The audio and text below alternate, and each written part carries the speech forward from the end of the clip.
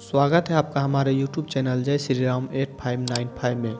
तो क्या आप जानते हैं कि जब दुर्योधन ने अपने मामा शकुनी के साथ पांडव को अज्ञातवास में पकड़ने गए थे, तब कर्ण ने पांडव को शकुनी के षड्यंत्र से कैसे बचाया था।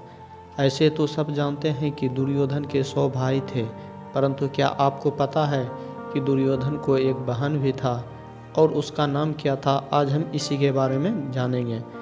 तो जब पांडव का 12 वर्ष का वनवास पूरा हुआ तो हस्तिनापुर के सभा में एक बैठक हुई, जिसमें कि महामहिम भीष्म का ये सुझाव था कि पांडव को अज्ञातवास में ही पकड़ लिया जाए, जिससे कि पांडव फिर से 12 वर्ष का वनवास तथा 1 वर्ष का अज्ञातवास पर चले जाएंगे।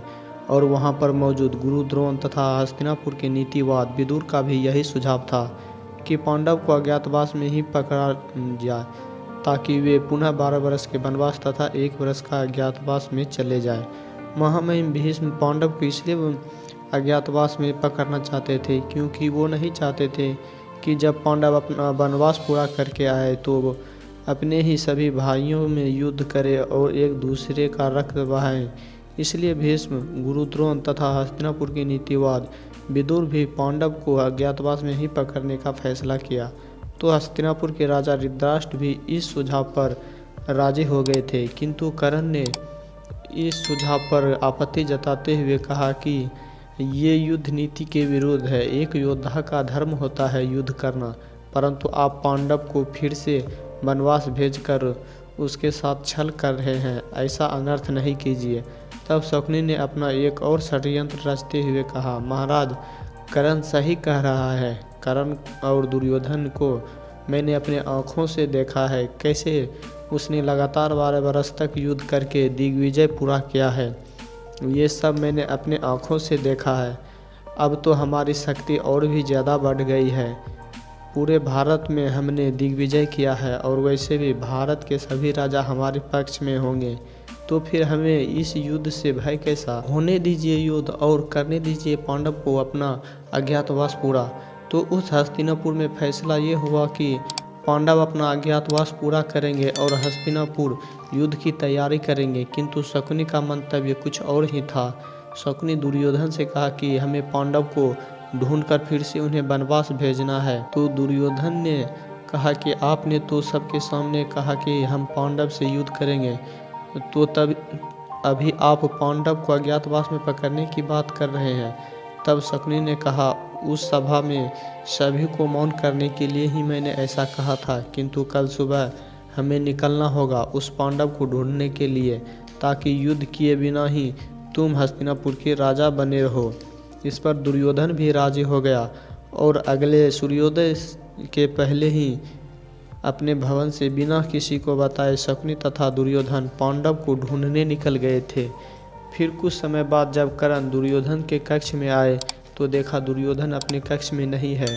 तो कर्ण को संदेह हुआ कि जरूर शकुनी तथा दुर्योधन पांडव को अज्ञातवास में पकड़ने के लिए गए होंगे। तो तुरंत कर्ण भी वहां से जंगल की ओर निकल गया। कर्ण का मानना था कि अब पांडव के साथ कोई छल नहीं होगा, अब जो होगा सो वह केवल युद्ध से ही होगा। दुर्योधन जब अपने मामा शकुनी के साथ जंगल पहुँचे तो उसकी भेंट दुर्योधन के जीजाश्री से हुई। दुर्योधन 100 भाई थे, परंतु उनकी एक बहन भी थी जिनका नाम था दुशाला, और दुशाला के पति का नाम था जयद्रथ। तो वन में दुर्योधन की भेंट जयद्रथ से हुई, जिसके बाद शकुनी ने जयद्रथ से कहा कि आज हमें आपकी बहुत ही ज़्यादा ज़रूरत है, आप हमारी मदद कीजिए। उस पांडव को अज्ञातवास में आज ही पकड़ना है और उसे फिर से 12 वर्ष के वनवास तथा 1 वर्ष के अज्ञातवास पर भेजना है।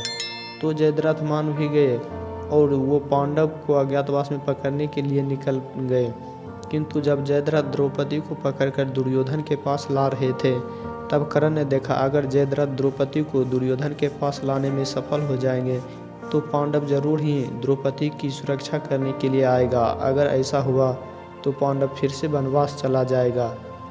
तब कर्ण ने चक्रवात अस्त्र का प्रयोग किया और उस जगह पर ऐसा चक्रवात आया कि सामने के भी लोग सही से दिखाई ना देता था। फिर पांडव ने द्रौपदी समेत जयद्रथ को भी वहां से दूसरी ओर ले गए, जिसके बाद पांडव ने उस जयद्रथ के सर का मुंडन कर दिया और जयद्रथ के सर पर केवल 5 चोटी छोड़ी, जिससे कि जयद्रथ का अपमानित होते हुए पांडव से कहा कि तुम सब मिलकर मेरा वध कर दो, नहीं तो अगर मैं जीवित बच गया तो फिर मैं तुम सब के जीवन में एक दिन ऐसा लाऊंगा कि तुम सारे भाई खून के आंसू रोओगे। किंतु पांडव ने उन्हें जीवित छोड़ दिया और बोले कि तुम जाकर दुर्योधन को ये संदेश दे देना कि अब केवल 1 वर्ष बाकी है, जिसके बाद हमारी भेंट सीधे युद्ध भूमि में होगी। जयद्रथ ने उस समय जो पांडव के सामने प्रतिज्ञा ली थी, उन्होंने अपने वह प्रतिज्ञा महाभारत के उस युद्ध में पूरा भी किया था। आगे जानेंगे कि वह प्रतिज्ञा क्या था और उस जयद्रथ ने उस प्रतिज्ञा को कैसे और कब पूरा किया था। जल्द मिलेंगे नेक्स्ट वीडियो में, और साथ ही आप हमारे चैनल को सब्सक्राइब कर दीजिए। जय श्री राम।